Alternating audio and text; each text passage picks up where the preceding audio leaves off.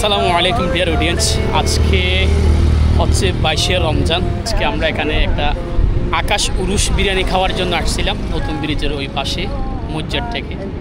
ঠিক আছে, তো আমরা হচ্ছে এখন নতুন ব্রিজের উপরে।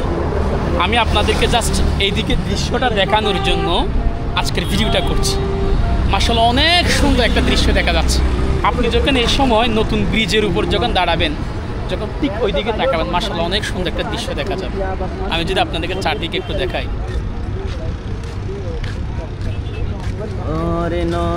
এখন হচ্ছে প্রায় 11:30।